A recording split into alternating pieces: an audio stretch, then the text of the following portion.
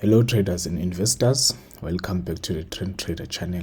In today's video, we're going to be looking at a couple of things for Meta platforms. We're going to try to give a brief background on the stock and what we like about the stock. We're going to be using various sites where we'll be finding the information that we want or the information that we need. You can also do the same thing for any particular company. It depends on which company you want to cover, but for the purpose of this video we're just going to be talking about Meta platforms. So each majority of the listed companies, they've got their information on their company websites, so you can just go to the company websites and find whatever information that you want. When we look at companies, we like to look at the company financial statements. Sometimes you just have to navigate through the website to get the financial statements of that particular company, all those kinds of things. But basically, usually we are interested in understanding what the company does. So what sparks your interest in a company? It could be the price action. Maybe you see something that makes you want to buy the shares of that company because of price action. Sometimes you hear some news that something's happening in a particular company, and then you rush to try and find whatever information you can find on a company. Or maybe the company itself is making some interesting announcement which makes you want to be part of that business as a shareholder. So now if you go to the information about Meta platforms, for the people that don't know Meta platforms as yet, it used to be called Facebook, but they've since changed the name. So you can see that their mission is to help people to build communities and to bring the world closer together. All companies have all these nice slogans and everything. So Facebook started in 2004 and it has been growing ever since then. So there's a lot of information that you can find, such as the company principles and the leadership. We know that Facebook is owned, or the founder, one of the founders is Mark Zuckerberg. So he's part of the leadership. So things like principles, some are just empty statements, but they mean a lot to the business, but they've got nothing to do with investing. You can see in their history, they started back in 2004. There was interesting information around just near the acquisition of Instagram there. So you can see that they bought Instagram in 2012 and then they did the IPO in 2012, May 2012. So this is something that interests investors, knowing when that company started going public, because if the company is now public, it means that is when we can become shareholders of the company. It's not just the founders of the business and people like venture capitals, private equity, those kinds of people that get to invest in a business before it becomes public.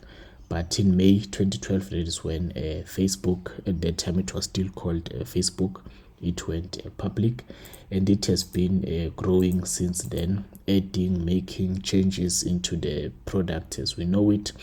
In 2014 they bought WhatsApp. So they've just been growing through different kinds of acquisitions before they started going into Metaverse and doing other funny things that we saw, or things that we know them of. Again, you can find that information.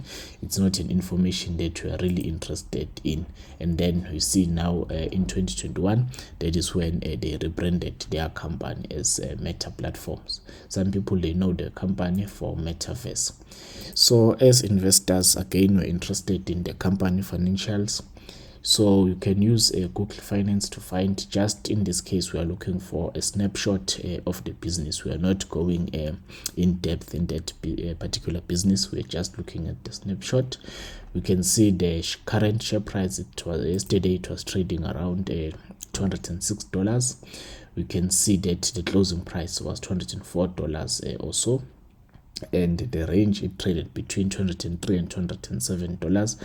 So this is important if you are a day trader. It's not going to be useful if you are a long-term investor, because day-to-day fluctuations won't make much difference in your investment. Yes, it's nice to know whether that particular share you have is growing or not. So also here you can change. We're looking at a 1 day piece of information. You can change a year to date so that you can see how the company has performed since the beginning of year 2023. You can see that the share price at the beginning of 2023, it was trading around $124 per share, and now it's trading above 206. So already the stock in year 2023 has increased by 81%. I almost said 100%, because, well, 124, for it to grow by 100%, it needs to be at 224, 225. So we can see it's up by 81%, and a lot of things has happened. You can see a couple of news have been coming from different platforms. Like I said, you can use Google Finance to find information, but information is available from many multiple websites. So Facebook or Meta platform, it's a 534 billion company in terms of market cap. Market caps is a function of share price and the share issued shares. So as long as the share price is fluctuating, then the market cap is going to fluctuate as well. So it's not something that I pay a lot of attention into.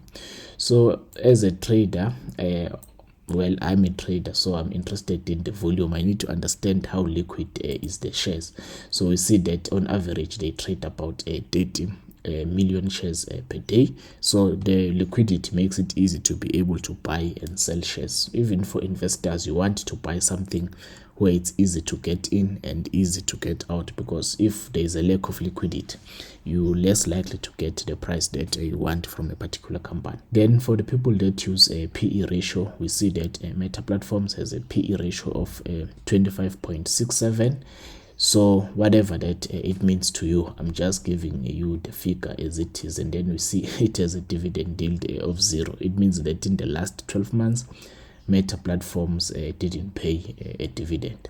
Then there's a lot of information that you can find in here. So firstly, we're going to look at the recent result. You can go to, so once you are at Meta Investor Relations, you go to financials. That is where you're going to see this company earnings. You can see they've got the quarterly earnings. Then you can download the one that you're interested in. In this case, we are interested in the most recent earnings that were released for the fourth quarter or full year of 2022. The next coming result, they will come around April, so we just have to wait for those. So now these were released in February 2023. There are a couple of things that we noted with this result. Remember, they are for quarter 4, and because remember there are 4 quarters in a year, so they represent the full year of year 2022. So now you can compare quarter on quarter, which is the 3 months ended in December, or you can compare year on year. It depends on the kind of information that you want to see from the company. So in this case, we're going to be focusing on the year result. So we compare the financial year end of 2022 to that of 2021. So one thing that just you can see easily is that the revenue is flat there. Year 2021 it was 117 billion. 2022 it's 116 billion. You can see it's a slight decrease of negative 1%. So if the number is in bracket, it means that it is a negative. If it's positive, it's outside the bracket. So from this revenue, just marginal decrease, I think it's insignificant, but there are other factors that you can look at.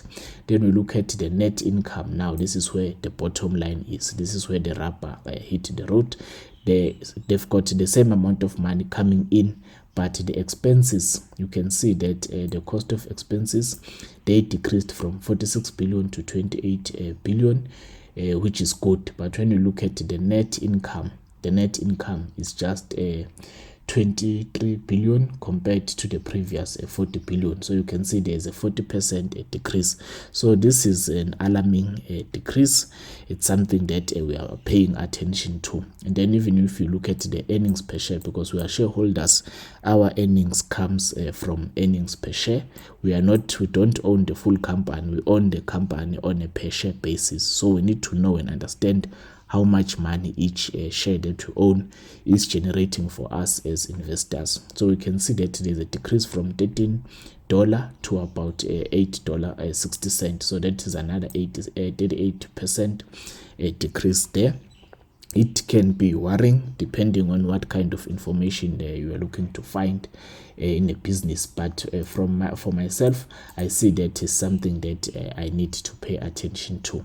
And then as you continue scrolling down those results, then you can start to see different kinds of things. There's a consolidated statement of income. It's similar to this summary that is here in the financial highlights. So you will see things like revenue, the earnings per share, all the things that speak to investors. But here it is more in depth. Again, we're going to focusing on the 12 months. We're not focusing on quarter. Again, we can see it's still the same revenue. The net income, we see that it decreased to 23 billion coming from 39 billion. And then we mentioned that the basic earnings per share, they decreased from $14 to $8.63. The diluted, we don't focus on that. We only focus on the basic, because, well, if they say diluted, what it is that they are diluting. So we're focusing on the basic shares. Then there are other ways. You see now they start talking about weighted average. We're not looking at this. We know that there are different kind of classes, share classes. The share-based compensation, because sometimes the executives, they are paid in shares. And then there's a lot of other things that are happening. We can see R&D. Some people are interested in all this information. What I'm interested in is the cost of revenue, the net income of the business, and how the earnings per share, are they growing or they are reducing. So in this case, we can see everything is getting reduced. So it's not something that is worrying a lot. Then we can move to the balance sheet. The balance sheet is the consolidated statement of balance sheet. Here I'm interested in the current asset, and I compare that to current liabilities. The number that I'm interested in is the total current asset. We can see here we've got about 59 billion, and then current liabilities is 27 billion. So these are the short-term these are the short-term asset and liabilities of the business. When you compare the difference between these two values, you want to be left with a positive figure. So we know with 59, if we subtract 27, definitely we are going to get a positive figure. This tells us that a Meta platform has a positive net working capital. So in terms of they will be able to cover their short-term obligations. Then finally you can look at the statement of cash flow, because, well, cash flow is the lifeblood of business. We need to understand how the money comes in, how the money is spent. So you can go through everything here until you find whatever it is that is important to you. For myself, what is important, I want to look at the number of total cash and cash equivalent. So in this category, there's going to be physical cash as it is. Then there's going to be other things that represent cash, not necessarily cash. So we can see for 2021 it was around 16 billion, the cash and cash equivalent, and then in 2022 it was 15.6 billion. Also there's a decrease in cash and cash equivalent. So it's not a trend smash, as much as there is about a 14% reduction in net income. In terms of revenue, the business is still bringing a similar kind of revenue. So these are not so scary results. Like I said, there are other factors that you can look at. In the case of Meta platforms, we're going to be looking at it in terms of technical analysis, the reason why we bought Meta platforms. So now when we're going back to the chart, it doesn't matter how long you want to zoom out, because the more you zoom out, the more you're going to start to see different kinds of things. So in this case, when we're looking here, we can see that there's this previous resistance level that was broken in year 2020 when everything was going up. People were making money. It didn't matter whether you know how to invest or not. before the part it started to come crashing. We saw the stock early 2022. It broke below that previous resistance level, which was supposed to be a support, and then the stock went as down as just below $100 per share. Some people, they took advantage of that decline. They started piling up these shares. We see the share price, it then recovered from below $100 per share, coming back to 206. You see this previous resistance level in here. So we are waiting to see what is going to happen around this level. Is the stock going to be able to break above this level and continue to move higher, coming back to that previous high of $80 per share, or the stock is going to struggle and maybe pull back a bit? We don't know. If it does pull back, how low it is going to go. So these are the potential scenarios in terms of meta platforms based on technical analysis. But short term, we are happy to own this stock. We've been buying shares since the beginning of 2023. Well, not since the beginning of 2023. We just started buying shares when it first broke above this level, because this was our area of interest. Let me try to draw something that is a bit straight. So we bought when it broke above this level, just near $150 per share, and then again when it consolidated around this level, and then there was this breakout on this level, we started buying again. Let me try to use a different color. So we bought when it broke above this level, and then we bought when it broke above this consolidation level. So we do have a position. Every time we buy on top of the existing position, we shift our stop loss up, so that we ensure that we break even, or we protect some of the profit that we've made from the initial buy, and then we take a new risk without increasing the risk that we are taking in that position. As you can see, we've got this area here. We spoke about that 360.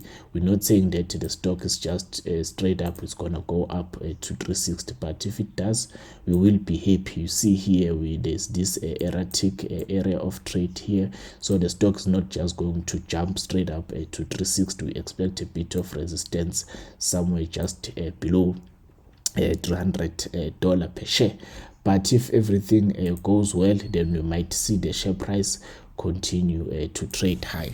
So yeah, we can combine things such as information about the business. We can look at what the business does. We can look at the company revenue, share revenue, income statement, those kinds of things. We can look at the balance sheet. We can look at the cash flow. And then once we've seen what the business does and the financials of the business, we can then also go to the price action of that particular company, so that we use the chart in order to try and find low risk entries. Risk is always going to be there, but we can try to minimize the amount of risk that we are taking in that particular company. So I'm just trying to think if there's something that I missed. I think if we go back to Google Finance, then we can then see the financial statements. You can choose to look at it at quarterly or annual. So for the sake of time, let us look at annual, so we can see for the previous 5 years. So let's see, yeah, it's 5 years or 6 years. We can see that the revenue is in blue. It has been growing up nicely. But to look at the net income, there was a slight decrease from 2018 to 2019. Then the net income started to pick up from 2019 all the way to 2021, and then again it dropped in 2022. So we'll see on the Q1 results that are coming in April if the net income are going to improve from that previous, especially in terms of quarter on quarter, because you can see in Q3 there was about 4.4 billion net income, and then in Q4 there was 4.65. So even though year on year there's a decrease, but quarter on quarter it was increasing. And then it's not just the income statement, there is also the balance sheet. The balance sheet, you can see that in terms of the total assets and liabilities, but I'm not interested in total assets and liabilities. I'm interested in current assets and liabilities. So this piece of information is not that useful to me. Then if you go to the cash flow statement annual, you can see that the net income here, it says year on year it's down 41%, but quarter on quarter it's also down 54%. So now if you look at the net change in cash how the cash reserves of that business has been changing, you can see that it has been losing money, or that net change in cash has been decreasing, because you can see that it's all negative, it's underwater for the past 3 years.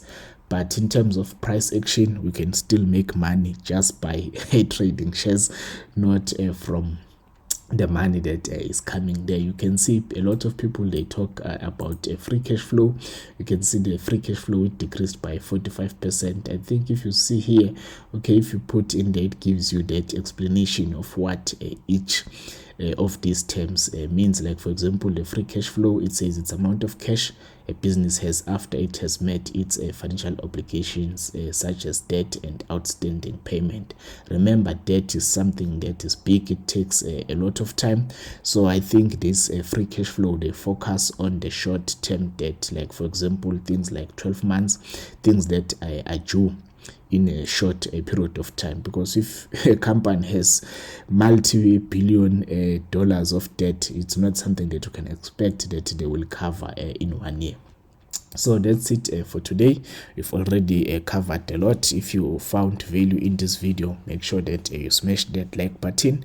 If you haven't subscribed, please consider subscribing. If there's a specific company that you would like us to cover, make sure that you leave in the comment section.